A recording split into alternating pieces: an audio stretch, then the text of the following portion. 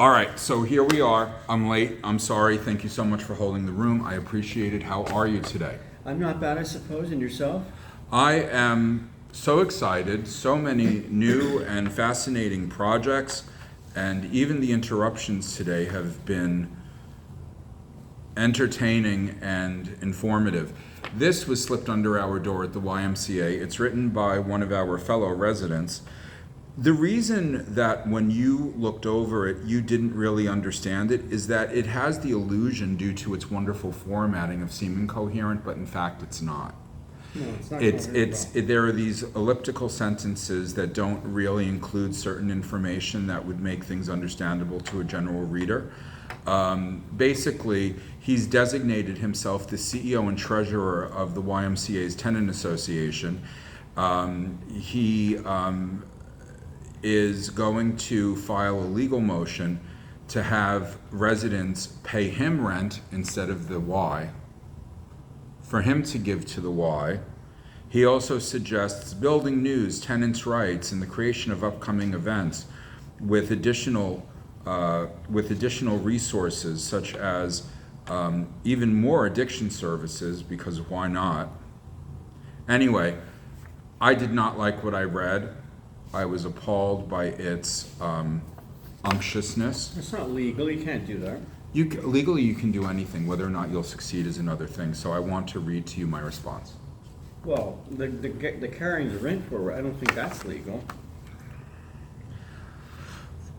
Robert, I don't remember any notification nor invitation to this meeting, much less an opportunity to vote you into this fanciful new office of yours. Accordingly, I'm compelled to request that you cease and desist with your presumptuous claim to represent me, when in fact I'd be thrilled to see every no-good rent-skipping scoundrel in this joint, along with the slobs, hoarders, and lazy bleeding heart liberals who indulge support and complain along with them, to get shipped out to the nearest forest so they can learn a much-needed lesson in gratitude and responsibility. Thanks in advance and have a great day. Smiley face, Sean Patrick Sullivan.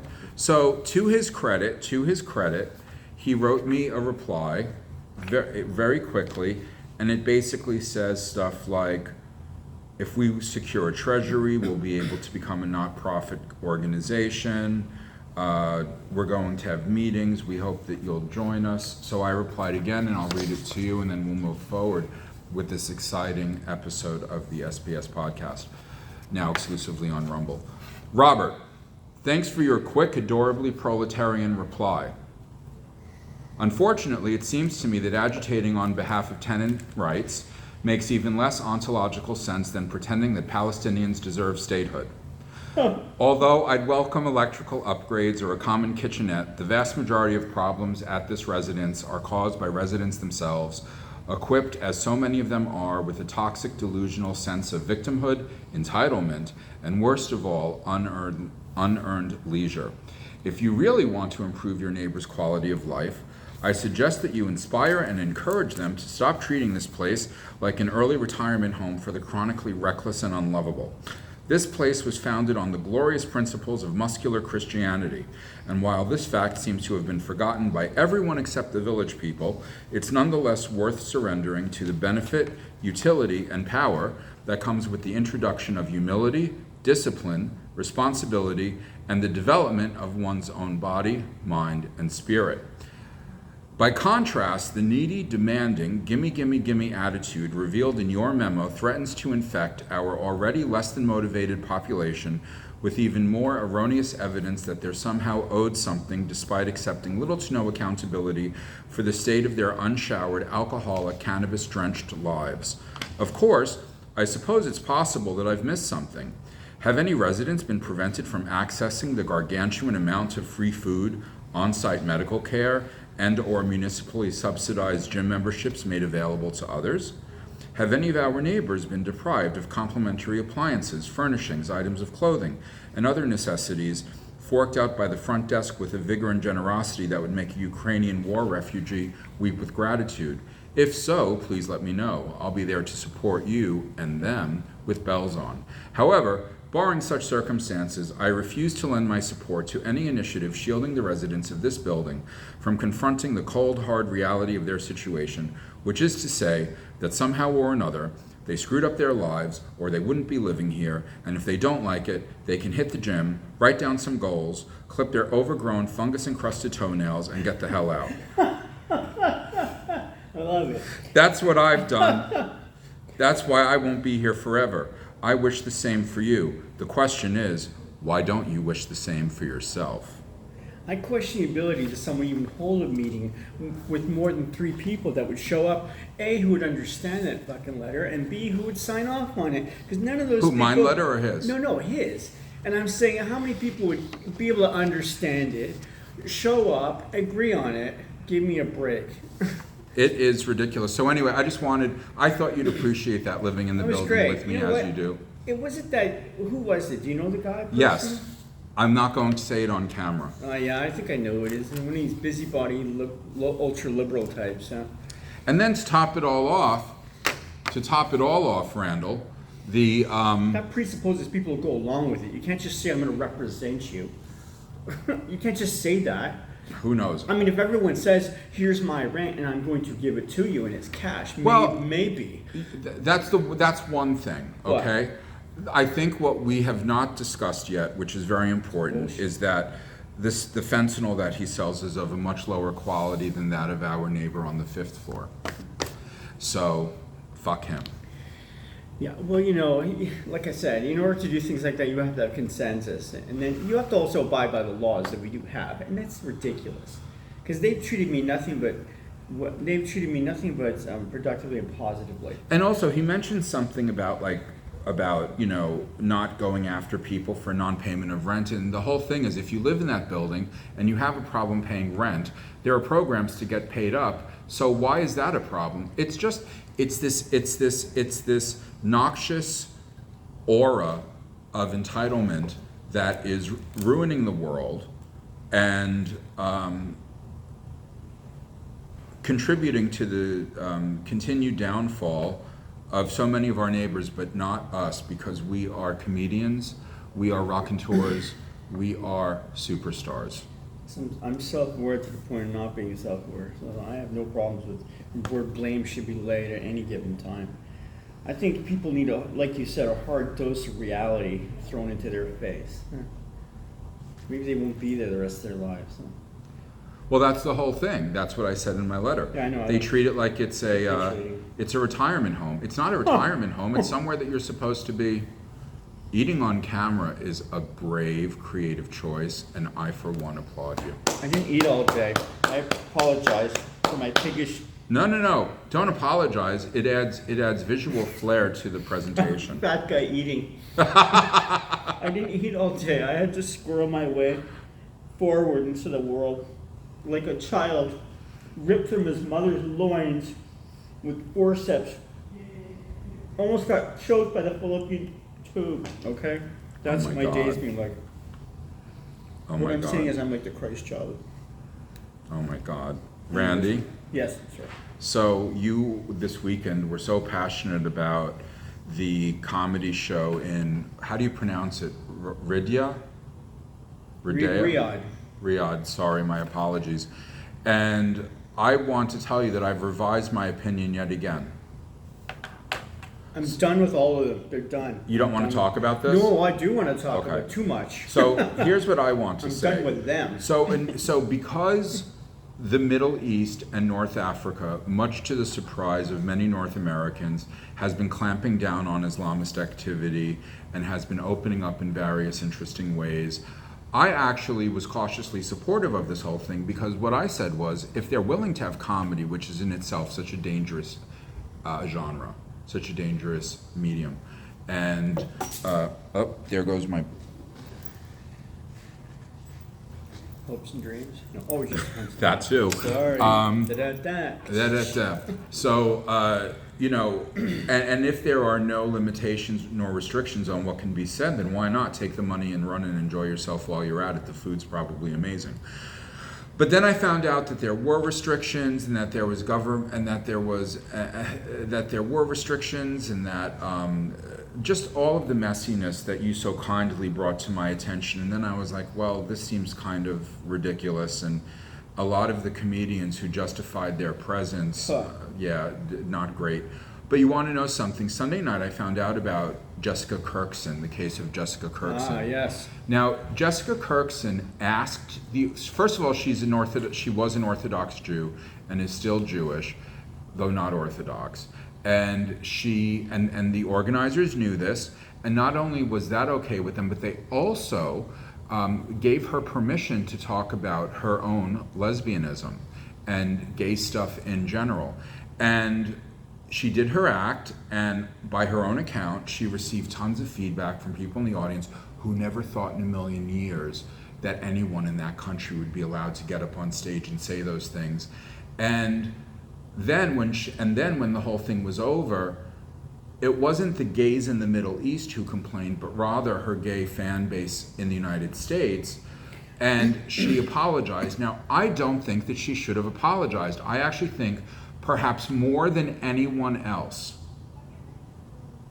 because she had the intelligence and the bravery to actually be in conversation with the organizers, say, look, this is what I want to do. Is this okay with you? I specifically want to do it for this reason.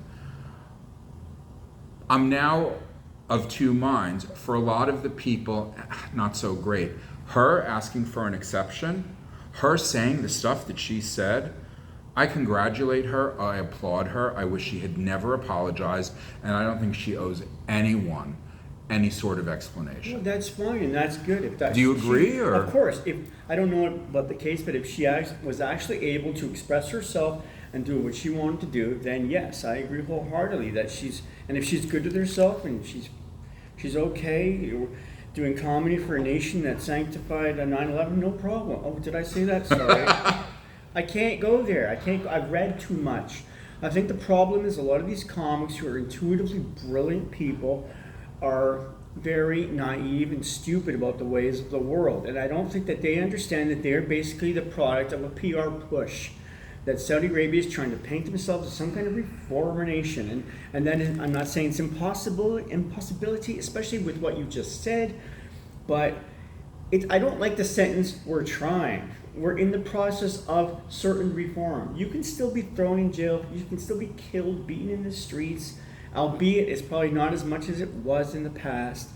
It's still a concern for freedom of association and liberal politics and being a journalist per se or what have you. Yeah, stay where you are. Keep and talking. Politically, it's completely naive. Yeah. Because it hasn't been that long where these supposed changes and reformations are in the process of being realized. So I think it's quite naive. Okay. Has anyone addressed the duplicitous nature of Saudi Arabia? And they do play both sides against. Yeah, they do. They play two faces to the public, to their own people. Sorry, viewers. To the American administration. So it's a little hard to take their little song and dance tap shoe number here. Now, it has better than it was 10 years ago, but 9/11 isn't that long ago. And I question her. Hold on. Pete Davidson, I have to a problem with. Especially. So Saudi Arabia. Anyways, that's my two to Saudi Arabia's defense, those buildings were fucking ugly. Pete Davidson. That is deplorable. His father lost his life in 9/11. That's a firefighter, I believe. Did he perform? And he performed. He went there. Like, I do not understand. Now, is he just so ignorant and stupid with the ways of the world and just a typical comic who runs through life saying, I tell jokes, I'm not political, I tell jokes, I'm just a dancing clown, pay me, pay me. So if that's the case and he's just simply stupid and unaware and idealistic, maybe he's fine with himself. Or Bill Burr. Maybe they gave him enough money for his surviving mother. Is she still alive? Is there? I don't know. Maybe they gave him enough money for his surviving mother to live maybe in a they lap bought of him luxury. off. All I know, it's rife with hypocrisy and paradoxical thinking, and I just wonder as to the motivations of these people. Whitney Cummings, especially, she's a real good case in point. Why would she do this? She's all about the uber feminist, and she's always going da da da da da on her high horse about issues, and then she's going to a nation where she has to cover up herself. She goes into the street. I mean, that one's a little hard to take. Just Well, actually, they don't need to cover up in the street not, anymore. no? Okay, is that a new development that has changed? And they can drive. And they're allowed to drive. But the fact that we even say the sentence, they're allowed to drive in 2025, says to me, the whole sentence of, they're changing, they're trying. Yeah, but it hasn't completely changed. You know, and I get your point, like, but here... change it, Okay. and then we'll also, everything's changed, we can do whatever we want, no provisos of the two things you're not allowed to talk about. Saying to a comic you're not allowed talking about two things is not just two things. That's not just, oh, don't look over there, it doesn't exist anymore. For us, everything is tied into one thing, holistically, with material. Right. And your whole core of your being told not to talk about two things. Well, guess what? Those two things are probably the most important topics you would want to talk about when it comes to them, besides the complicity of the hijackers, which have never really been questioned. Well, have we... Except with our own 9/11 commission, which was kind of horseshit. Yes, it was. Have we ever... They haven't, though. Have we seen anyone's act yet, aside from Dave Chappelle's? No, no. It's a lot of postulating, I guess. But it's just the point that they went whatsoever, and that there's these ideas that they weren't allowed to say, and then there's all this rigmarole and controversy about the whole thing. I just don't think it's changed enough to warrant this kind of visit yet. That's all I'm saying. But if Jessica, it's Curson, by the way, not Curson. Sorry. Curson. Sorry, Jessica. Jessica Curson. Yeah, she's from New York. She's a real rabble-rouser, female Artie Lang type of comic. She's in your face. Yeah, that's an excellent description. Yeah, she is. She was on Crashing in a couple episodes. And she's very good. If she talked about what she wanted to talk about, then yes, I agree. She was, and she was ballsy by bringing it up to them. Because if they said no, maybe she would not have gone. So here's what I want to know. Why is she the only one who actually negotiated? Because she actually has balls more than most of the guys did, I guess. Yeah? Maybe women are more empowered today. Maybe I don't know. But hats off to her, though, for doing that. What would you say if Whitney Houston's set was all about feminism and drive? Cummings. I'm sorry. What did I say? Whitney Houston. Sorry. It's okay. I just edited an essay about Whitney Houston. So Well, what would you say if Whitney Cummings, if you saw her set and it actually was about all of that stuff that's in Maybe I'm partially wrong. All I know is that they had to do way too many negotiations, and people keep ascribing, and Bill Burr did this and Chappelle did this. Well, we're not the best with human rights either, and we throw journalists, we sideline journalists and ostracize them in our country too. We have a record of bloodstain in our country. They did the old moral equivalency thing, and I'm sorry, that doesn't wash for me. When does it end up that someone gets killed for their belief? That doesn't happen here. You get deplatformed maybe with the horseshit cancel culture, overcorrections on each side notwithstanding. I mean, it does not go to the point of correlating their end results with ours. That's all I'm saying. Got it. They're backwards. They're still backwards, I think. And I think it's naive, and I think it shows their total ignorance of world affairs. They've never read a book on political science or history. They do this blindly by saying, I'm a comic, I'm an entertainer, I'm doing this just for money. You're being hypocritical, because our country isn't just both sidism arguments. I hate that. I hate both sidism. I don't appreciate moral equivalencies. We are the most freest nation of the face of the earth. In America, I'm speaking. In Canada, we may as well be a goddamn monarchical government. Huh? So,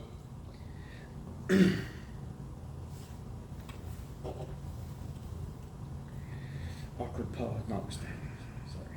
I threw you off. by the way, I decided to stop using artificial intelligence to get rid of all of the pauses, the ums and the ahs.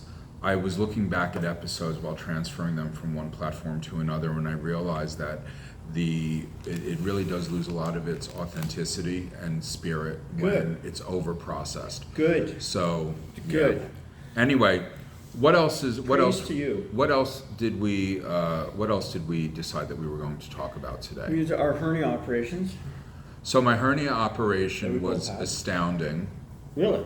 I was so impressed by absolutely positively everybody.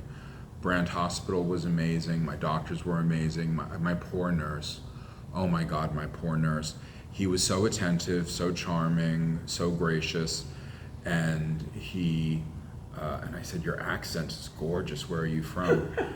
And he said, Palestine. And as soon as he said Shit. this this British Indian Muslim right next to me in the ward said, everyone in Hamas should die. No. Yeah, and of course, I agree. and then I do too, but that's not the point. The point is that I couldn't leave it alone. So I was like, it's okay. Don't even think of turning off my oxygen. I had my Star of David, and I felt so bad for him. But then I ended up having a conversation with him about the state of the world. And he expressed a sentiment that's been expressed to me really intensively by so many people over the course of the past 2 weeks. This sense of dread, this sense of doom, this sense that we're finally about to walk into the window of that the apocalypse is coming, that there's no hope, that everyone's at everybody's throats. And I decided to share with him the point of view that I've taken on. I mean, look, it's a forced point of view. My natural way of being is, we're all going to die at all times. Yeah. I always think everything is wrong, but I'm learning to reprogram myself, and where I'm trying to put myself is, I know that anything could happen at any time. I don't have a false sense of security.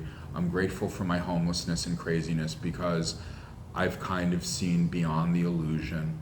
And I think it's a good idea to always be realistic and prepared and not so caught up in pattern recognition that I think that just because the past turned out okay, that the future is going to turn okay. On the other hand, the way that I approach the world is not guarded. The way that I approach the world is it's always darkest before the dawn. The reason that people are feeling terrible is because we're talking about every problem. There's nothing that we're not talking about anymore. We're talking about political assassinations. We're talking about government corruption. We're talking about everything that doctors do right and everything that doctors do wrong. What do we think it's going to look like in order for the world to get better? That all of a sudden someone's just going to wave a magic wand and everything's going to be perfect? This is what it looks like prior to a better day. And that's why I don't want to go into it too much unless you want to, but that's why I'm organizing the New Year's Eve spectacular that I am. I want people at 12:01 a.m. after 3 or 4 hours of gourmet food and stand-up comedy and live music and a panel discussion about the intersection of religion and mysticism and UFOs and secret societies and ancient civilizations. I want people to feel enthusiastic about the new year because I haven't been enthusiastic about a new year, and I don't know anyone else who's been for almost a decade, and I'm sick of it, and I'm not standing for it. And so what my career in talk and comedy and all of this is about really is obnoxiously demanding that in any of my programs or spectacles that we know that the best is yet to come. You had me until the cheesy ending there. But yeah, and that's nice. I like that. You need some positivity. My mom is a positive person, and I was always not negative. But she wasn't a saccharine positive person. Not if I at listen all. to She the was stories that you tell me. Old school. No, she wasn't at all. That was the distinction. Old school, pragmatic, parents through the depression, but with a positive, sort of like a post-war attitude of jubilance and effervescent quality of personality, but with a hardcore pragmatism about culture and your place in it. That you shouldn't ask for anything and you should do it yourself. Like the old world mentality of don't get yourself into debt, only pay what you can afford. You know.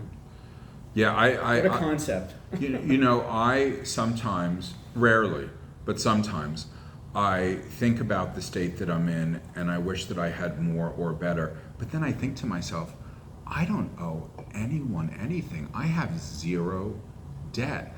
I am so lucky. Product placement. What is that? Rockstar. Product placement. Let's get a. Ladies and gentlemen, this program is not sponsored. Excuse me. Oh my God, I have gas. But it's not. We're not sponsored by Rockstar, but we should be, or at least Randy should be. You know what? Why not? I don't have a problem with anything. After the Riyadh Festival, I said, "Oh, I thought it was being a whore doing a commercial for Pizza Pockets. I thought it was a whore working for chicken wings at a comedy club. That's not being a whore anymore. It's going to Saudi Arabia." I love Mark Maron's joke. It was brilliant. Which it was. How could you promote this? By the people who brought you 9/11? That is brilliant. That you see, that's what I love about comedy. I have no problem laughing about something that in its premise disagrees with how I see the world. I love that. I think that's so magical. And then he said, "Well, I have to be upfront here and full transparency. I wasn't asked to do it, so therefore, you can have integrity when you're not. No one's offering to buy it up." Yeah. He made that joke. Well, that's another good comment. So your hernia surgery took place where? Mine was at the Hospital St. Joe's, downtown Hamilton. Yes, you heard it right. The glitz and glamour of downtown Hamilton. Moss infested. Dust Moth or moss? Moss, both maybe. This beautiful surgeon looked like Emma Sams. The last thing I saw was his beautiful face. "Are you ready?" I said, "Yes, I am." Emma Sams looked like Clara Bow. Yeah. Who? Clara? Clara Bow, the silent film star. Oh, okay. Because I'm just picturing Emma Sams, who is fucking beautiful. Yes, my youth watching General Hospital at 3 p.m. every day, running home. Is that the only soap opera you watched? Oh no, Bold and the Beautiful and All My Children also. You never watched Santa Barbara? Susan Lucci. No, I never watched Santa Barbara. Falcon Crest and Dynasty because I like Joan Collins. I made a huge mistake. Donna Mills. My favorite. The elegance. Whoa. The sophistication. Excuse me, I'm getting excited. You know, I stopped watching Santa Barbara when they introduced a storyline involving a leprechaun and a Madonna lookalike. That would be downright amazing today when you think about our culture. That, comparatively speaking, juxtaposing today from that era, that would be lynching Fellini-esque when you think about it. You know, now that Barry White has been now that Barry White and the Free Press has been absorbed into Paramount, I'm reminded how much I want legacy media to make a comeback. And there are so many advantages to broadcast. I don't know if you've heard, there are all of these new broadcasting technologies that are about to be rolled out in the United States and Canada. They're going to allow for micro broadcasting, ultra high definition, so many great things. And there would be something so magical about live, semi-improvised soap operas during the middle of the day. Yeah. I really would love to see something like that. And I don't want anything on a high budget. I want something on like a 1970s UHF threadbare budget where the same person getting the sandwiches is setting up the lighting and the sound. That would be I want something where like boom mics are coming in from the top and they don't notice until mid-scene. I want actresses doing their own hair and makeup. I want something like that. I think it would be so exciting. That's interesting. I like that. I like that John Cassavetes' approach to filmmaking. You do your own makeup, you have your own wardrobe, you shoot someone's house. That's what John used to do. His wife is Gina Rowlands. John Cassavetes. His wife, Gina Rowlands, was an actress. Yes. His best friend was Peter Falk, who basically sunk all of his money into John's work. Yeah. And they shot at each other's houses. Their friends were actors. It was loose. It was played out like a drama, like a soap opera. And they did their own makeup. They cooked their own food. I don't understand why more people don't do that. And by the way, I don't know. That's a good question. And by the way, the question may come up, well, why aren't you doing it? Look, I have plans, all right? I have a 5-year plan. I do intend to be doing stuff like that, but I'm still getting used to well, you actually have a plan. That's a the good cameras plan. And everything. And first I have to be comfortable in front of a camera as myself before I can pretend to be somebody else. Although I had my first acting gig this weekend. Really? What was that? Yes. So I don't know if you would call it acting.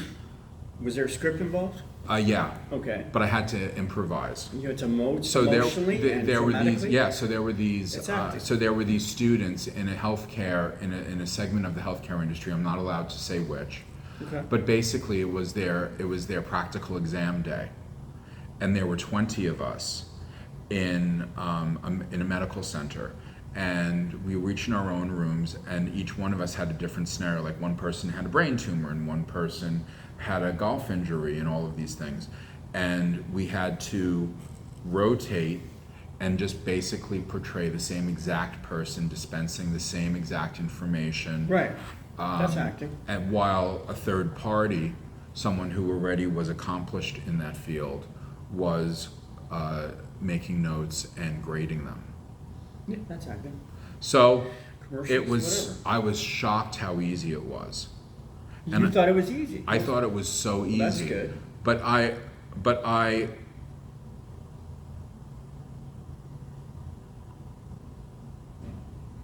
I was taken aback by how nervous the students were. Most of them were trembling. Most of them. Because they're not narcissistic performers like we are. So. Yes. There was this one kid, a recent immigrant from somewhere in South Asia. So everyone had 6 minutes. He walked in, he looked at me, he asked me questions in the perfect sequence. He pronounced everything perfectly. He was the most, he might as well have been 60 years old at the top of his game and the best in his field. It was remarkable to watch because he couldn't have been any older than 21. Wow. Fantastic. That's quite impressive. Absolutely Just being able to fantastic. pronounce that stuff is impressive. Yes. Because I can't say Mitochondria. I can't say what my diagnosis was, but it was like really long and Yeah. complicated and hard to pronounce. Have you ever done anything like that? No, I've heard of it. But yeah, no, I have not. I haven't had the pleasure. I haven't done anything like that. I took one acting course, but it kind of scarred me for life because I didn't do stand-up at that point. I was just taking a course because I thought it was interesting, and I was terrified. And apparently, You're moving the camera. Sorry. And apparently, the teacher may or may not have been how should we say, a lover of all things 18-year-old women. So who knows?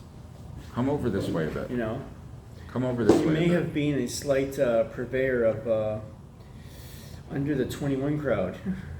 Oh, really? Yeah. Tell me more. This is in Montreal, 1988, and apparently this guy got around, and he didn't like the fat guys like me, but he liked the young 17, 18-year-olds apparently. Now this is allegedly. Hold on. Male or female? A female, alleged. No, it's a male teacher, and his predilection was for all things 18, 19-year-olds. Okay. Yeah, that's just, whatever. Allegedly, of course. Nothing was proven in a court of law. Just rumors that go around the campfire when you're at school. So has Brigitte Macron shown her vagina to a judge yet? Is that going to be the ultimate part of all of this, where she's going to have to prove that she is a guy or But it not a doesn't guy? prove anything because Well, if she not has really. the world's greatest, if she has the world's greatest surgeon, I don't know enough about the roast beef sandwich of it all to know how that works or whatever. But I have to ask you a question. Is Canada's own losing it? Like, she seems to be grasping at straws to stay relevant with, like, what's going to be next? She's going to be chasing UFO stories, abduction okay, stories? so I have to ask. so as someone, you know more about her than I do. well, as someone who is, She seems a little desperate at this point. so here's the thing.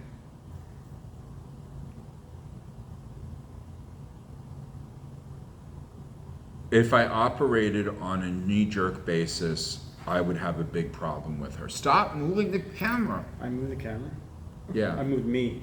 Did I move the camera? Well, Randy, your performances are so moving. Well, That's not yeah, what I'm sure. talking about. Okay. Yeah, thank you for saving that one. So, but here's the thing, and I think, and I'm actually proud of my attitude towards Candace Owens because I'm fidgety. I'm nervous. I've worked really hard on it. Okay. Despite the fact that she has said some really crazy things and has made some really distasteful choices, like, do we really need to call this Blitzkrieg Week, Candace? This is what I mean. Yeah. I think that she is a driven, rageful, curious, funny, unstoppable type of woman, and I really appreciate that about her. She has, like Alex Jones, said things that people thought were ridiculous, and time proved her right, or at least likely to be right. And I don't think that it's a good idea to dismiss people nor speculate as to their motivations. I think it's a good idea to say, you know what, this is a really interesting woman who investigates and reports on things that are of vital importance to the world. So let's listen to her, and the stuff that we believe and that we trust and that our own research from other sources backs up. Hooray for her. Thank you, Candace. And everything else, let's just not listen to her. No, I mean, I respect her. I'm just saying, I'm wondering what the end result of this is. It's difficult for me to say because, as I've told you many times, it does seem like something's up. Like, I couldn't believe how quickly the video was released. It seemed highly unlikely. How quickly that person was arrested. Due to deep faking, CGI, and all of these technologies, existentially, I don't know if everything that I see on television is made up. That's one of the reasons why I want to go to Israel. I think I know what's going on, and I have a set of beliefs and values and determinations based on that. But what if I'm wrong? I want to see it for myself.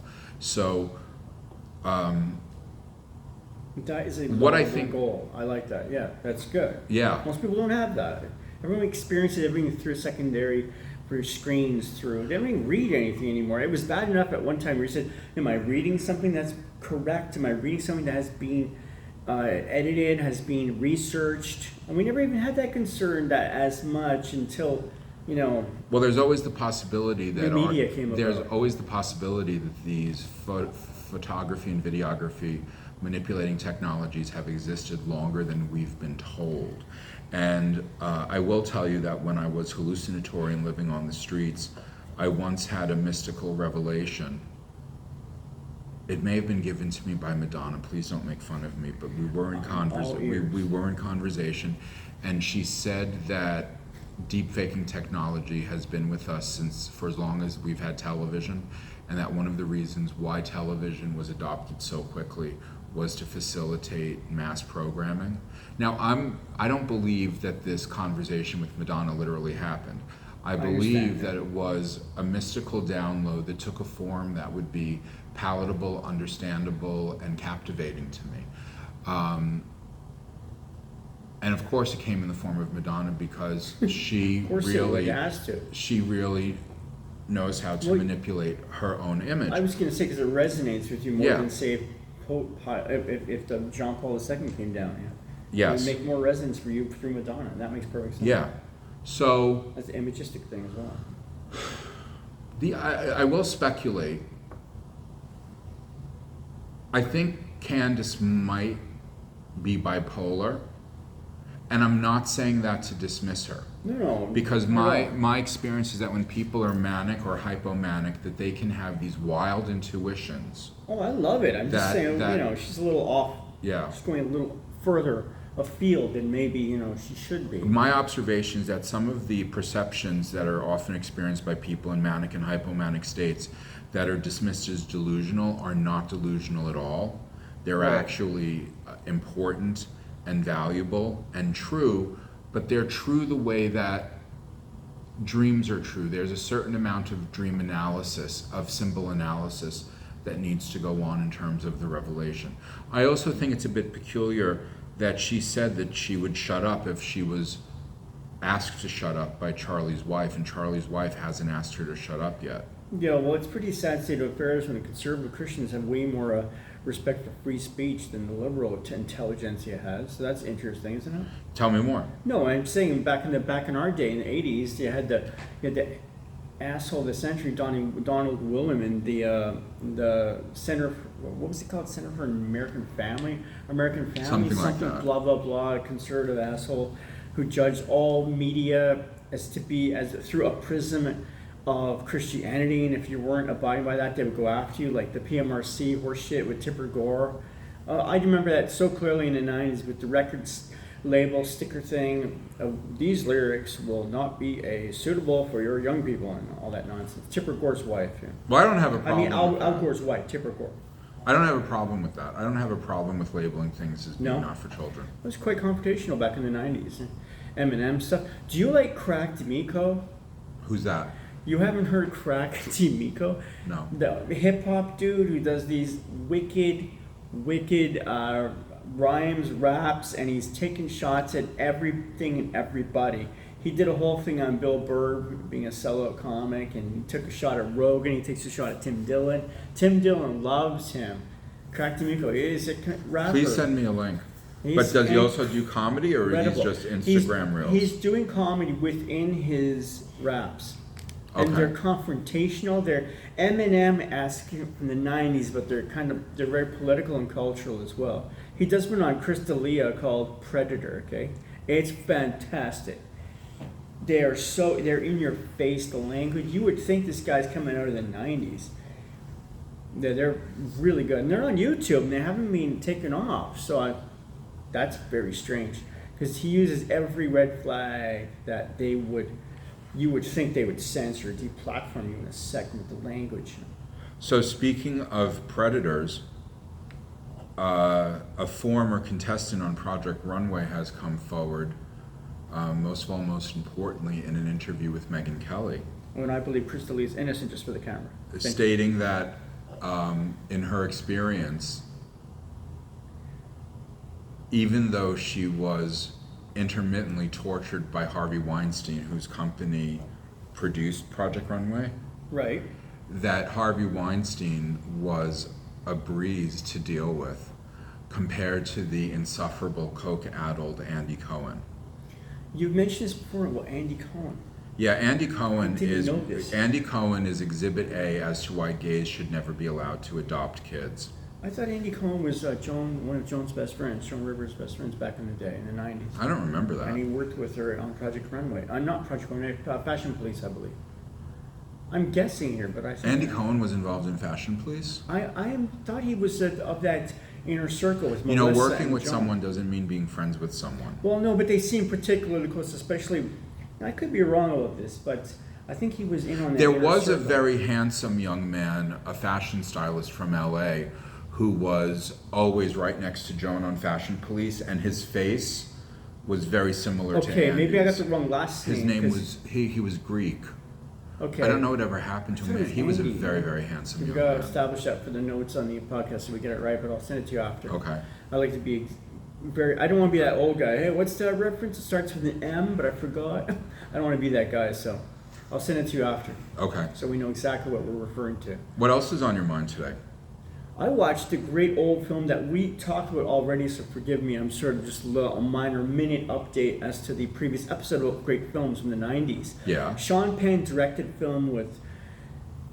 wrote and directed a film called Indian Runner with David Morse, who was in St. Elf's, who played a doctor. Very good-looking guy, very unassuming actor, very soft-spoken, sort of like that typical 1950s-esque Gary Cooper's kind of character, you know. That's actually an excellent description of him. Yeah, because he's a wonderful actor, but he's very quiet. He doesn't have to say a word.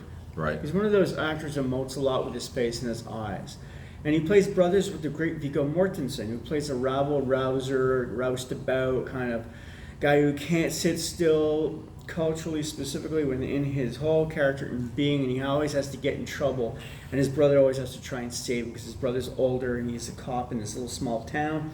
His father's played by Charles Bronson, and his mom's played by Sandy Dennis, who was in, I believe she was in Who's Afraid of Virginia Woolf, and she played George Siegel's wife, I believe. Okay. And Liz Taylor and Richard Burton, who was Afraid of Virginia Woolf. Anyways, so it's a very small character study, only 4 or 5 people. Dennis Hopper plays a bar guy, a bar owner. It's a wonderful movie, and it's just these 4 characters in this small town. It's all about family, about work, and it has this great moral crisis in it, and good and evil. And oh, I know exactly the movie you're talking about now. Fantastic. I always wanted to see it. Where did you see it? On Tubi. Tubi's fantastic. Okay. Ladies and gentlemen, Another I am promotional. Sean Patrick Sullivan. This is Randy Hughes, and we want you to know that we are not being paid to say the following by Fox, which owns Tubi.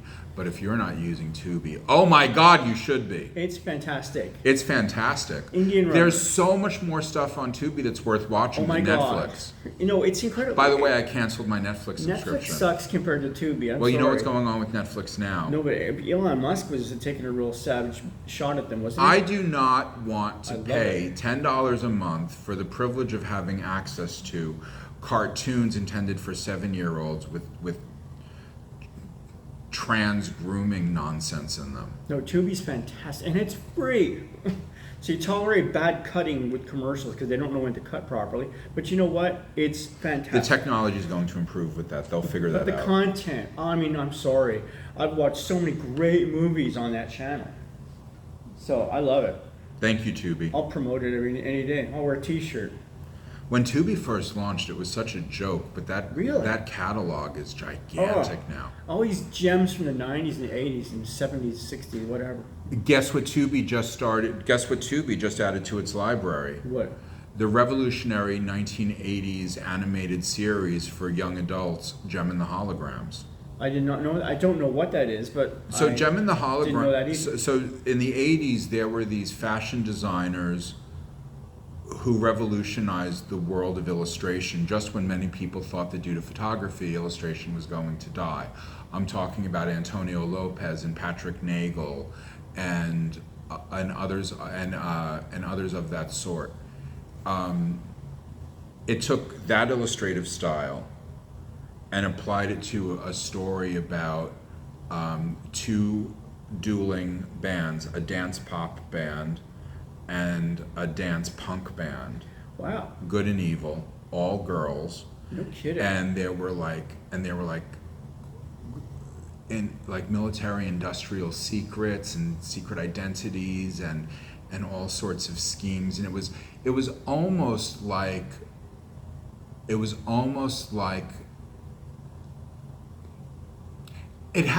had a lot of inspiration from Josie and the Pussycats. Okay.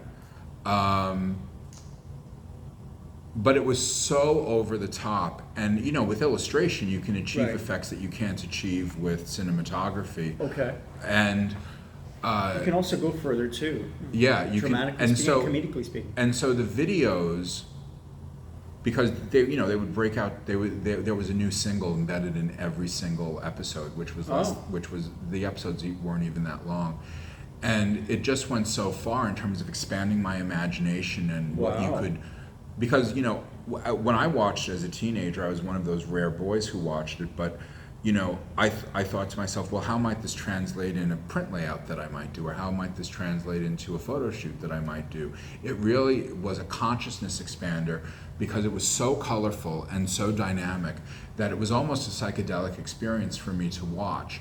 And it's a really, really sad story. She was, you know, I often go off on all sorts of identitarian groups, including the ones that I belong to, how much I hate the whining about misogyny and all of that stuff. But I have rarely in my life heard a story of a woman in a creative industry who was so screwed by the men for whom she worked.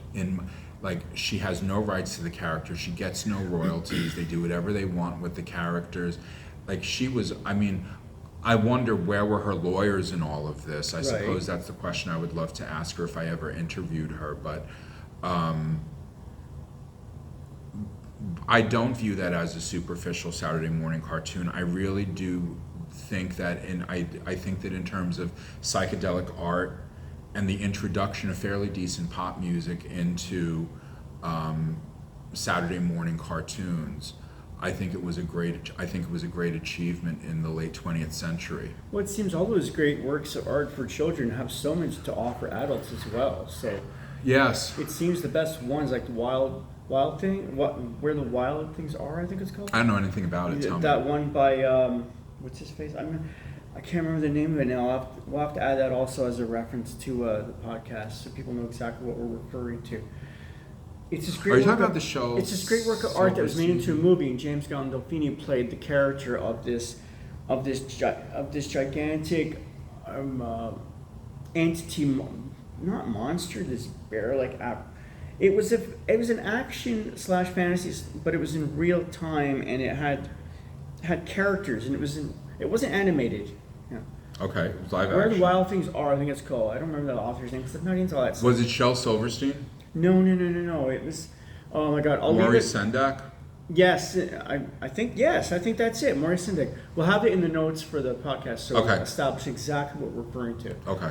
Because I'm not up on all the names. But on the foreign films too, Tubi, I watched The World of Kanako for the fifth time. Oh my God. It's a film by a Japanese filmmaker, and his name is, I believe, Tetsuya Nakashima. I'll leave this for the notes.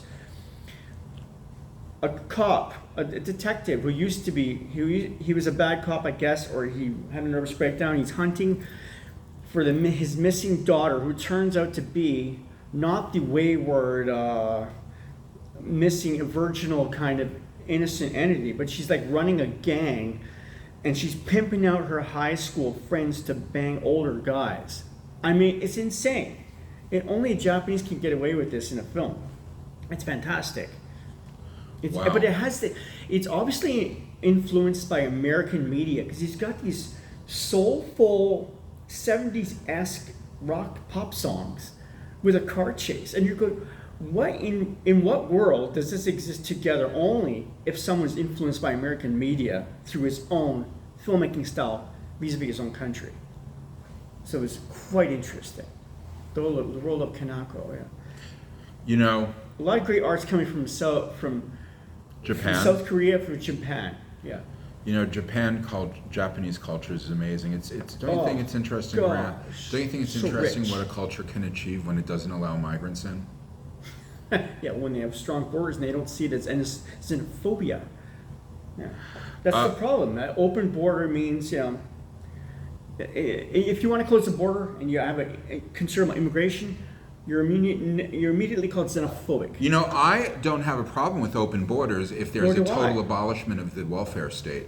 You can have a welfare state, or you can have open borders. You can't have both. No, it's impossible. You can't have both, and actually you can, and Canada does. Well, until like 5 minutes ago, but it's immoral to do so. And the UK is spiraling out of control. Well, I hear that I've been watching a lot of UK podcasts, Liam Tufts and whatnot. The mood seems brighter since that massive rally. Okay, I don't know about that. Man. It was 2-3 weeks ago. Oh. It was something like 3 million people. It was remarkably peaceful. I just keep hearing about people being sidelined, and Graham Linehan, the famous satirist, and Andrew Doyle left town. He's living in Arizona. So, one of the greatest satirists is living in Arizona. So, he's happy and he hates the UK now. If the statistic that I saw is correct, crazy. 15,000 people were jailed for things they said on social media. Oh my God. This year in the UK. That's insane. Do you know how many people? Now, England, the UK is the size that it is. Russia's a much larger country and has a much worse reputation for censorship. Guess how many people are in jail? And mind you, I think if it's one person, it's too many. But guess how many people in Russia? 15,000 versus... I have no idea. 400.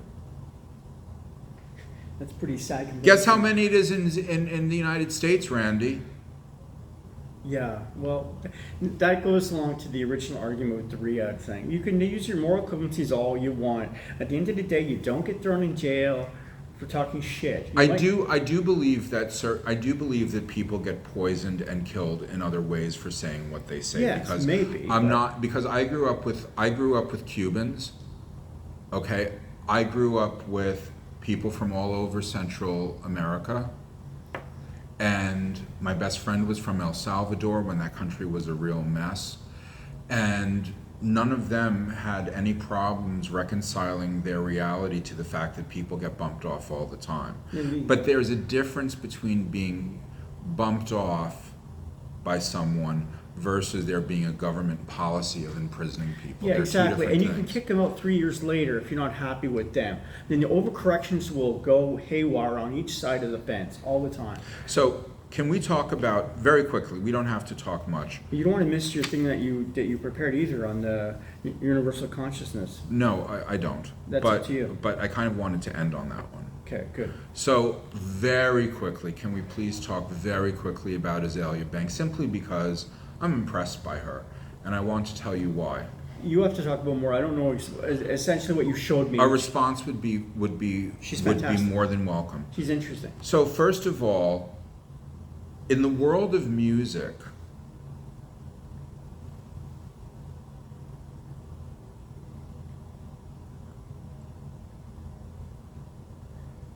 she's a real artist, and I know that I always bring up Madonna, and it's probably No, it's annoying okay. to everyone who watches and No, listens. she's but a prime mover. she is That doesn't. her as an artist. She's not only amazing. I love the way that she sings. I love the way that she raps, and I hate rap music. I hate hip hop. But I love listening to her. I love watching her. She has so much charisma that in these black and white videos where she's doing everything herself, because at least in the early days she directed her own stuff, like, I can't stop looking at her. And there are music videos by artists whose budgets are 20, 30 times higher, and like I turn it off after 30 seconds. So first of all, just in terms of the quality of production and the integration of humor into very serious subject matter otherwise, or very edgy, or very whatever, is great. But she's the only person who said the one thing that needed to be said about October 7th. Now, I should probably explain that this was in response to that scandal. There was this music festival. She was pressured to chant Free Palestine on stage. She refused. I don't remember whether she was fired from the gig or she refused to perform. There's this huge lawsuit. She's currently in Israel, touring various places and meeting with various people.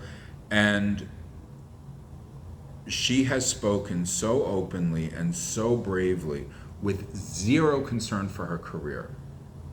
And that's why I just can't stop applauding her, about how the sort of young, politically naive, easily suggestible person who chants Free Palestine or death to the IDF, how this is supporting the regime that murders and enslaves black people throughout Africa.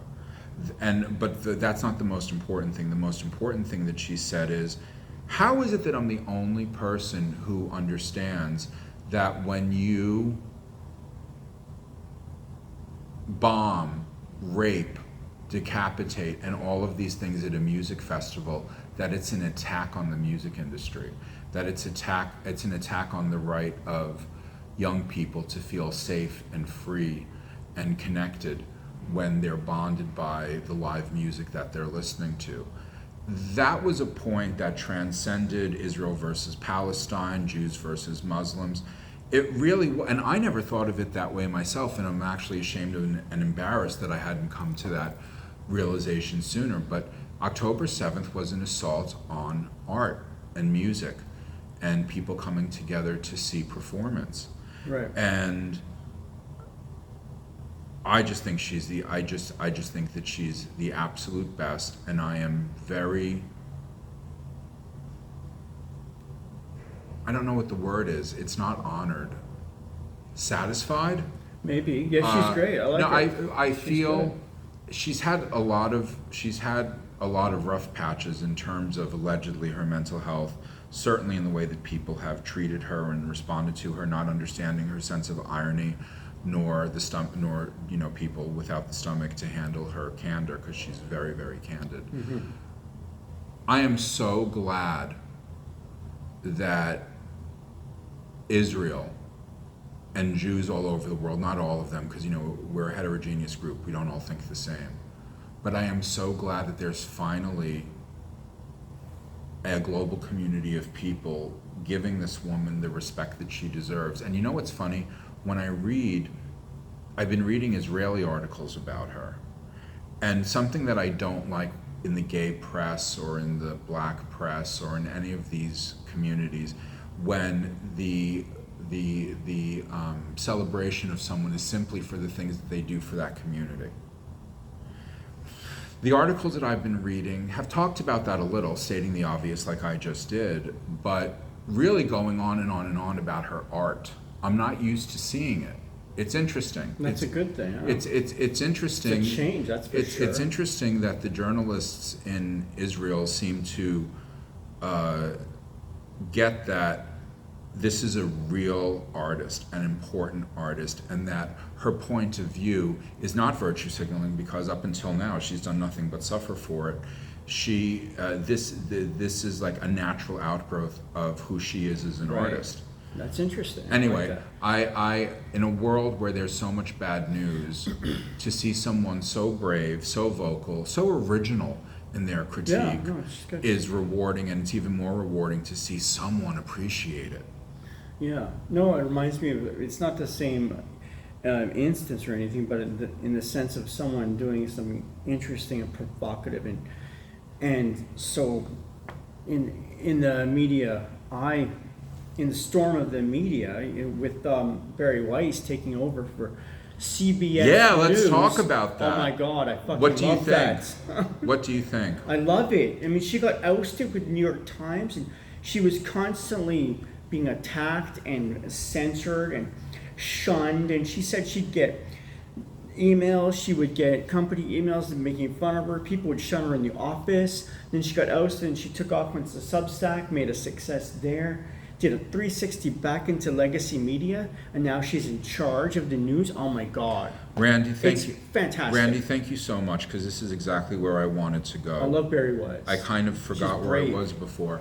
I want to see a return to legacy media, because I do too. The too muchness of socials and video sharing, it's like enough. Please put something broadcast at like 9 p.m. on a Thursday that's so important that I have to drop everything and watch it. Please. Yes. Please. And that was fact checked 16 times before it went to air. What a concept, something fact checked, you know? That doesn't happen anymore.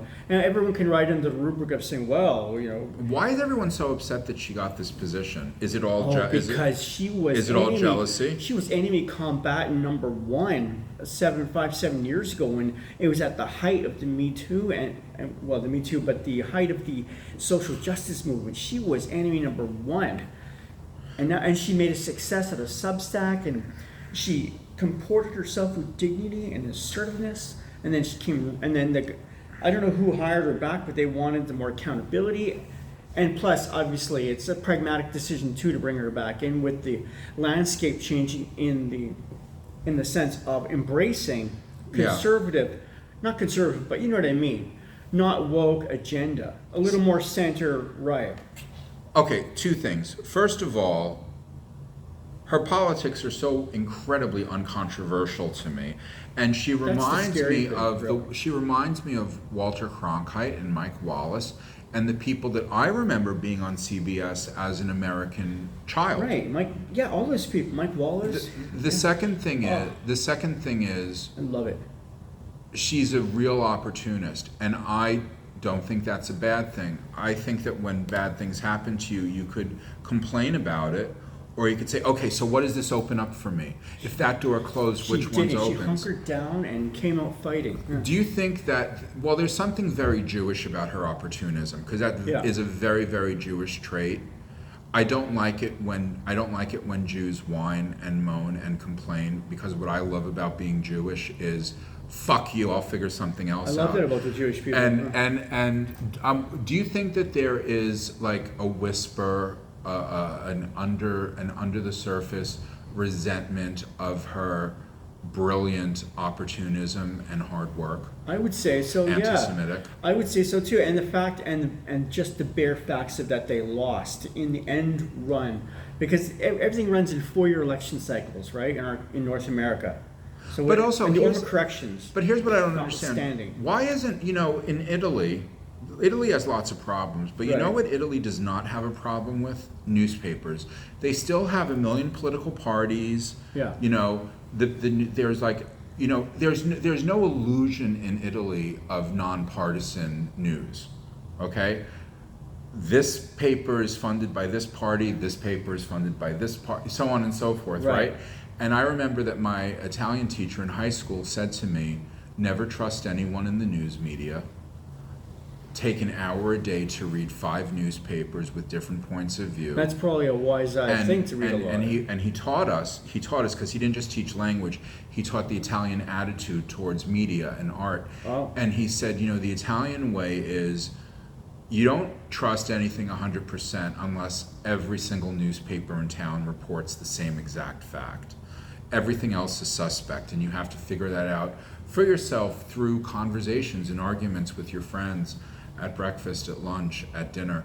And I think that it's not a good idea for all of the networks to be centrist or conservative. I really want to see, I've said this with political parties, now I'll say it in terms of news media, I want to see a left-wing network where their leftism is based on things like labor, protection from AI and tech overlords. Like, I want that. I really want the American news media to be like the Italian news media. I want it to be highly polarized and extremely argumentative, because as someone who doesn't get scared by people arguing, I like the idea of fact-checked, gate-kept arguments at a very high level, so that people can scan all of their news programs and decide for themselves how to feel. I want a combination of the podcast role and legacy media. Yeah. I like the legacy media for what they stand for when it comes to editing. Like the New York Times under Washington Post under Katharine Graham back in the day in the 70s, and Bill Bradley and the Nixon thing. I love that legacy media thing. And then I love the podcasting world. You can just speak freely about a myriad of topics. But the problem with that, then it goes a little too off-road, and then the credibility sometimes is kind of in question. Yeah, you end up with people like us. Yeah, people like us spouting our opinions that, do we really know what we're talking about? Do we really understand the world? Or are we just genuflecting to the latest We're just coasting on breeze in the wind that we latch onto? We're just coasting on our We're just coasting on our own laurels, of course. But at least we admit that. But then is that the old fail-safe where I don't have to, I'm doing this over here because of that over there. I'm not those people there because I'm really over here. The both sidism or shit, yeah? Well, what I hope, I don't want there to be a new media, old media divide. I want a synergy between the two of them. Well, I want my television to be really quickly edited. I want just the facts. I don't mind like a panel of people arguing. I want that, okay? But what I want from the internet, the stuff that I have to like click or tap to find it. Okay, so television. I'm leaning back. I'm going like this. I want it to be fact-checked, fast. I want an actual news cycle. If I'm leaning into the internet and choosing to want something, I want something 3 hours long with a lot of depth that gives me enough of a person's time that I can tell whether or not they're lying to me or to themselves. Yeah, like this is hard podcast. I can see why Kamali didn't do it. Because it's unnerving, because you have to be able to withstand scrutiny of questions, just the basic questions, and creating a narrative through what you've experienced and what you foresee to be important and based on what you've done. That's really difficult. Well, what's fantastic about a long form podcast, which I define as over 90 minutes, is as the interviewer, you can really softball it. Like you don't have to be adversarial, you don't have to be hateful, you don't have to pull stunts. Like, so what you're really saying is, because in the course of 90 minutes, 120 minutes, 180 minutes, the truth comes out for the people watching anyway. It does. It really does. Just be warm, be friendly, make your guests comfortable, because the audience will be able to tell. And that's another reason why I decided to stop using AI to mess with the editing, because I went off on a tangent with Andrew McLuhan. Okay. I was really, really, really hostile towards the administration at the University of Toronto, because right after they pulled the stunt that they pulled with Jordan Peterson, they pulled another stunt with Marshall McLuhan and his legacy. So I just went off. And then when it was done, I was like, oh God, I have to edit it out. And you know what? To his credit on camera, Andrew said, you know what? Why? Why? Why would you leave it out? And he was right. So I'm posting it tomorrow, and I'm just leaving it in. I want to bring up one thing, but it's only going to take 1 or 2 minutes. That's fine. I want your opinion on something. Yeah. Tyler Fisher, comedian slash satirist, impressionist from political figures, a friend of Jordan Peterson, accused of being part of the woke, anti-woke thing on the right-hand side. Right. Has been banned from the mothership for quote-unquote allegedly harassing a lady who works there who thought he was being too forward in asking her out. He said, well, everyone's just uptight today then. Everyone's woke and I'm anti-woke. Secondly, he was banned from Gutfield's show because, again, he was accused, allegedly, of hitting on a woman in an aggressive fashion. Thirdly, he was banned from, was it Delta or American Airlines? Some major airline company, because he wrote a tweet, and it was quite a graphic tweet about sex in world copulation and male machismo, and he got banned from flying on their airplane, on their airplane. All right. Forever, based on this no-fly list. Okay. So this is 3 times. Now he's running under the rubric of saying, well, everyone's so uptight and I'm it's the woke mind virus, and everyone online is kind of going, well, you know, this sounds like this guy's just a skeevy, sketchy guy who's hiding under the umbrella of this political idea. I don't know anything about the true facts of the nature, but it seems a little questionable, people's predilections and then political partisanship. So I was just wondering what you thought of that. In everyday world, I'm saying, of opinions and political thought. Because we're at a strange junction right now. Well, I believe that I'm a free speech absolutist. Yeah, so much. And I don't like it when people complain about their free speech being violated, because we live in a world with so many ways to express yourself, live or digitally, that if someone says no to you, you can do something yourself or go somewhere else. However, there are consequences to the things that you say. And if you're an asshole, maybe you're being an asshole. There are consequences to the things that you say. Being a free speech libertarian does not mean that you have the right to be belligerent. It doesn't mean that, you know, the big thing is once someone, in a personal interaction, once someone says no, you knock it off. You don't argue with it.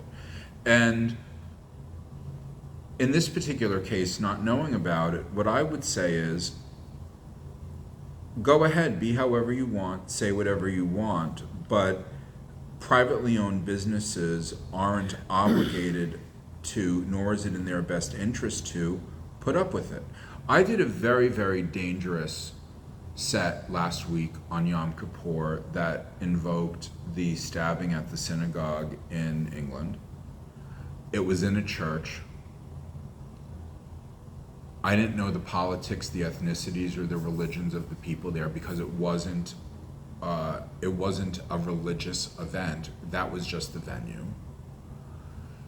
And one of my best friends is the reverend who runs the place, and I had no idea how he was going to take it, but I knew that creatively I had to do it, and that if I didn't do it, that I'd never be able to do it again, because the stabbing was that day, and that was Yom Kippur. And there were other points, mystical points, that I was working through as a human being, because this is the first time that I had celebrated Yom Kippur, and I was trying to expose myself as someone who has problems and deficiencies and who has sinned, and one of them is not being able to keep my mouth shut. And I wanted to, I have that problem and I wanted to do this whole, in front of an audience, I wanted to do this tap dance and to see how it would work out.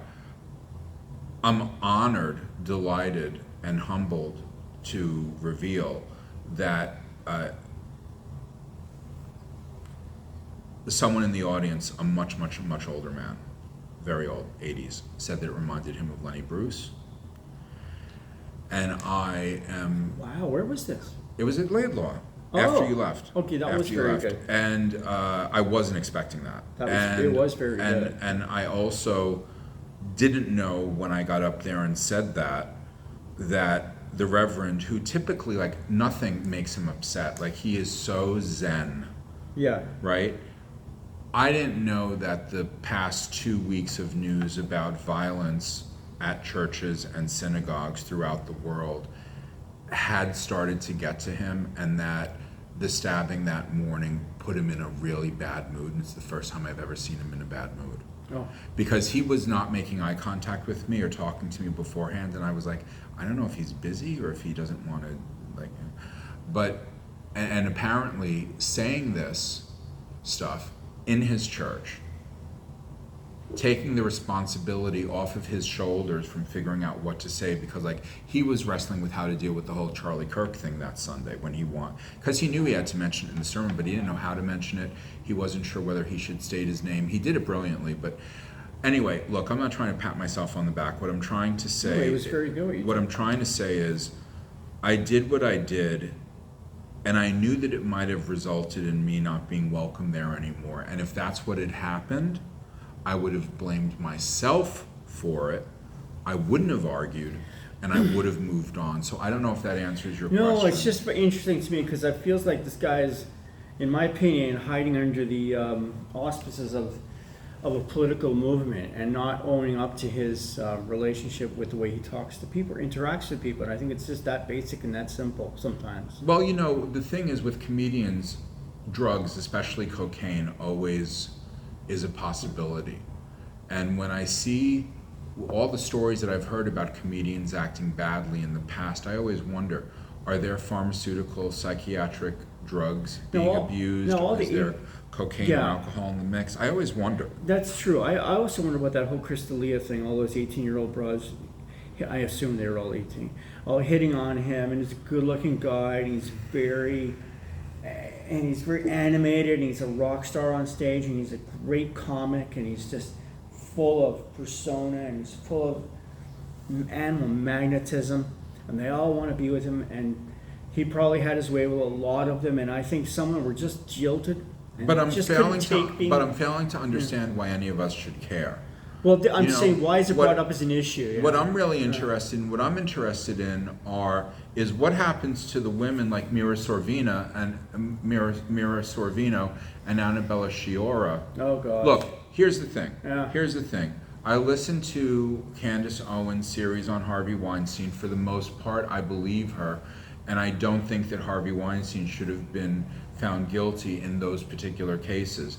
That doesn't stop me from acknowledging that he treated a lot of women very terribly. But the women who I want to hear from are Mira Sorvino and Annabella Sciorra and other women who actually and clearly and unambiguously said, no thank you, Yeah. who proceeded to have their acting careers ruined. Yeah, Linda Fiorentino also from Last Seduction. Okay. She was messed with too, psychologically maybe.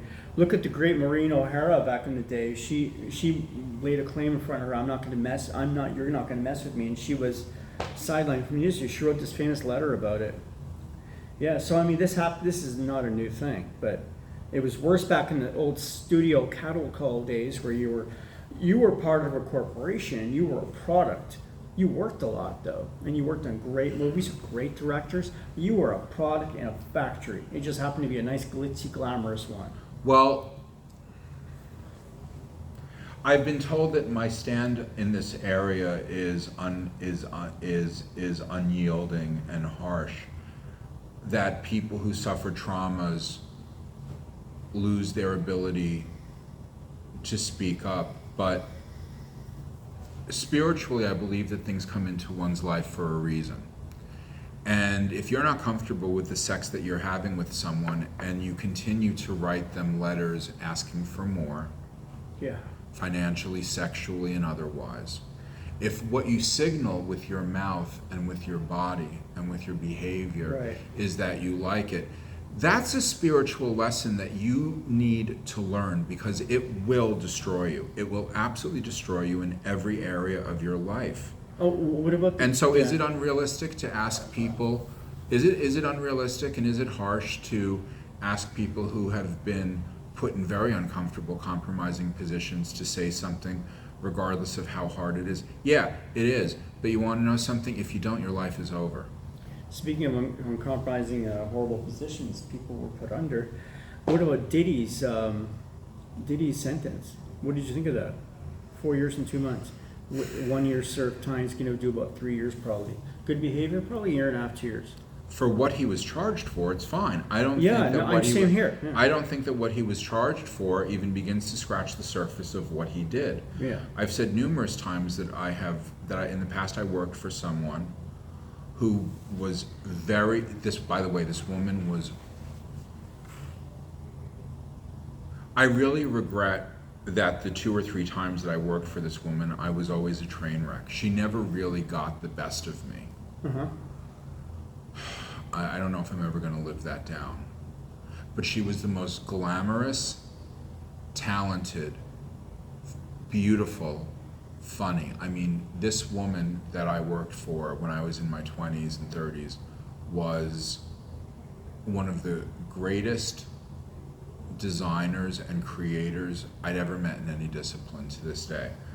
And the subject of her previous working relationship with Sean Combs was always very strange to me. I was so naive. I never understood it. I also never understood some of her really weird behavior, but when I look back, I have such compassion for her. I can only imagine what happened, and I can't, and it's more than one scenario that I'm kind of intuiting as having been possible. But whatever it is, I know it was really terrible. I know she didn't deserve to be exposed to it. And I'm not even saying that he sexually assaulted her. That's not what I'm saying. But sometimes just being in that orbit is too much. And I think that, and I mean,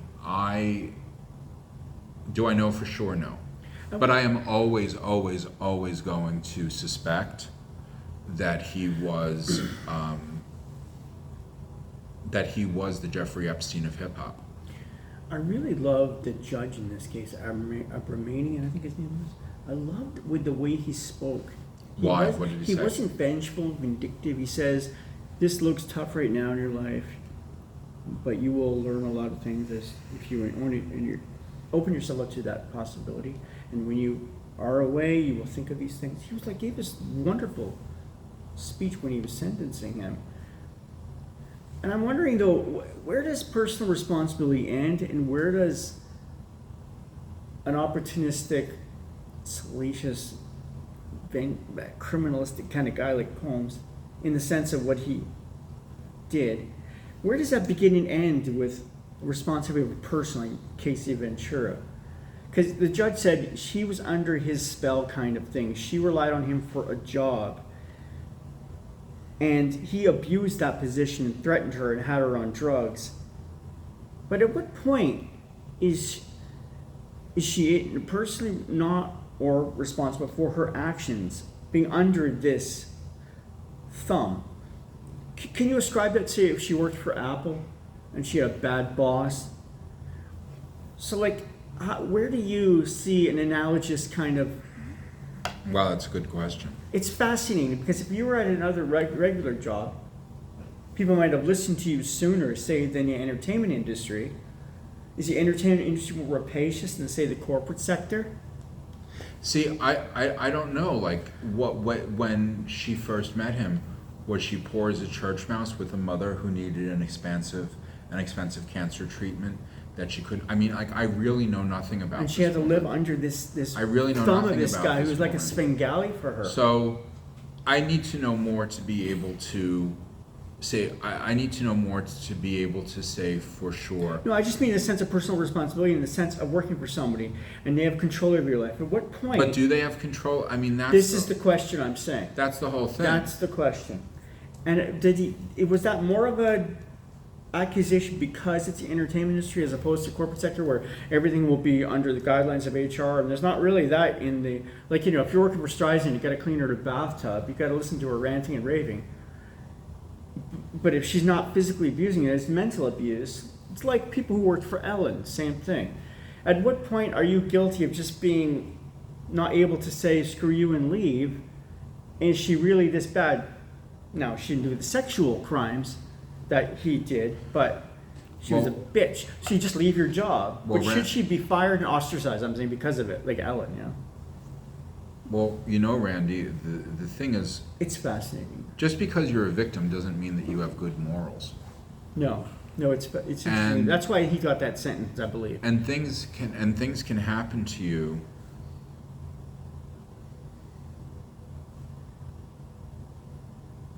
And that doesn't give you the right to act badly.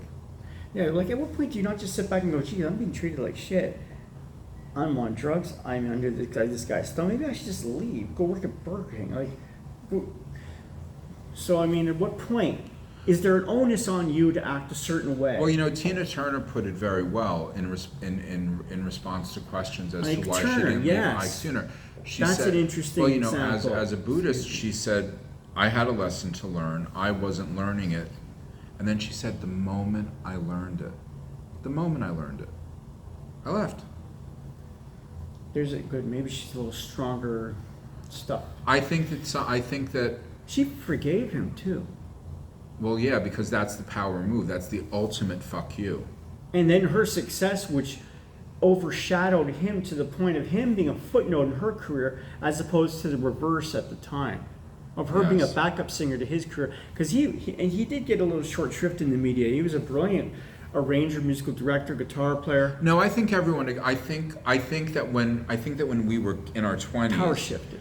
there was this pro-Tina, anti-Ike thing. But when I read write-ups nowadays, everyone acknowledges that he was a musical genius. Everyone acknowledges. Yeah, he was it. a shitty person, but he was a But- musical genius. Yeah. And she rose above it, and private dancer, and she just hit the stratosphere. You know? It's an amazing story. You know, It what she is. did. But maybe she was just stronger stuff she was made out of. But again, sometimes people. This is not a legal statement. Okay, this is a spiritual statement. Sometimes people need to be abused over and over and over again so that they could learn something in this lifetime that will transform them and the world around them. I'm just seeing this quote from Chardin you wrote called Evolution Had Say it. Direction. Evolution had directionality. Evolution had directionality. Because he was talking about the omega point. Okay, let's end with that. Yeah, because you Well- wanted to end with that anyways, and I assume we're near that point. Yeah. The universe becoming conscious and culminating in the omega point of maximum complexity and consciousness, where memory is built in nature itself. So Wow. I gave you this essay that combined Fantastic. that took the core ideas of Marshall McLuhan. Right? Pronounce his name for me. For 'cause me, Teilhard de Chardin. okay. I don't Thank know. you, Maybe. thank you, and your francophone background. Well, yeah, I can pronounce the odd thing right. My friend used to make fun of me. I used to say John Pinet. It's Pinet, Randy. But when I see double E, double T, double E, I go Pinet. That's me. And it was Pinet. And Sarah Amari Walker, toward this new understanding of, believe it or not, why we podcast and what makes podcasts captivating to watch. The assembly thing. Yes, Yeah. and so my idea is that the electronic network of communications in which we all participate, in which we all observe, is a collective nervous system, Right. and that with the advent of robotics and AI and LLMs, that the new purpose of human beings, because you know, guaranteed minimum income and all of that stuff, Yeah, universal is visitation. to be in conversation, working through everything that we're uncertain about, everything that we're curious about, everything that infuriates and delights us, such that we can, as individuals, make a choice, not be forced, nor be brainwashed, nor hypnotically zombie-like walk toward a collective future that is the omega point, a flash of light, we all reconverge, we achieve oneness with God, and who knows what happens after that. I did not achieve my goal with that essay. That essay was really just, it's really just like a long conversation that I had with AI where I was challenging it and it was challenging me, and then I turned it into an essay. Yeah, it's fantastic though. Fantastic ideas. So it needs a lot of work, but I liked it. But that's my idea. Like, that's why I think I'm attracted to podcasting. I think that's why a lot of people are attracted to podcasts and social media. It's this desire to actively participate in a series of individual enlightenments. Like, you become enlightened and I become enlightened, and then we all become enlightened together, Right. but only after we have realized and maximized our consciousness. The Jungian collective unconscious, right? Except that it's the collective, it's collective.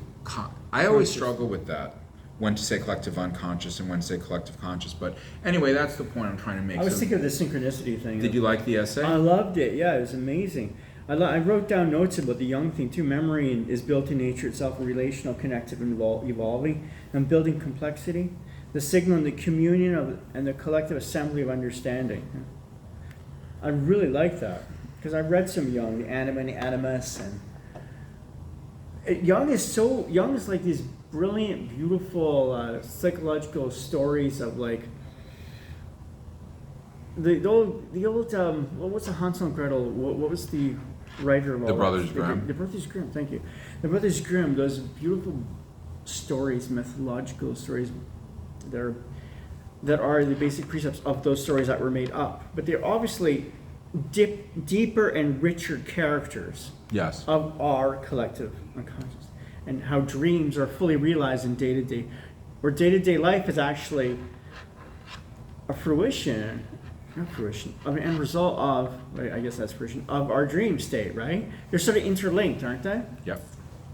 Because you dream about the things that bother you. The things that bother you are your dreams that interlocked. I love that. Thank you. Well, this is wonderful. Yeah, the technological phenomena of spiritual implications, planetary consciousness in real time. I was wondering if you did that because I sensed it was a combination of AI and you. You fed AI. Oh, AI. that is not me typing out a 16-page essay. So the way that I work, because I'm working on this book, the idea is 100 essays, 10 pages each, the things that fascinate and confuse me the most in life. Well, you fed it with your ideas. Well, it's not feeding ideas. What I do is I have conversations. Oh, okay. I have conversations and I ask it to be really brutal with me, and I'm really brutal with it. And the conversations are not purely a case of prompting. There is challenging as well. And then when I'm done with the conversation, I say, please turn this into an essay. And then it takes it and turns it into an essay. I read it. I say, I don't like this, I don't like that, that's not what I said, da da da da. And then that happens 3 times. And then I have an essay, and then what I do is I print the essay out and I put it over here, and then I sit in front of my computer and I use this not as a draft, but as a reference toward the typing it all over again in my own words, in my own style. So, which seems ethical to me. It does not seem like an abuse of That's like AI. a collaboration kind of thing. Yeah. No, that's fantastic. Yeah. As opposed to just generating information from a machine and calling it your own. No, what you're doing is a collaboration.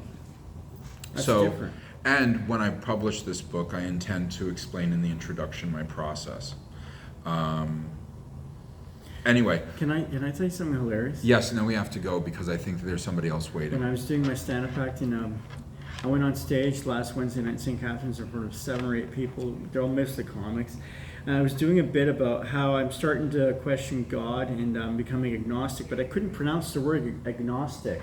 And I fumbled it twice. So I said, I guess if I believed in God, I'd be able to pronounce the word correctly, but then I wouldn't be able to fully believe it if I said it because it was so incongruous to the way I was feeling. Right. This is what I was talking about on stage at 10 o'clock at night.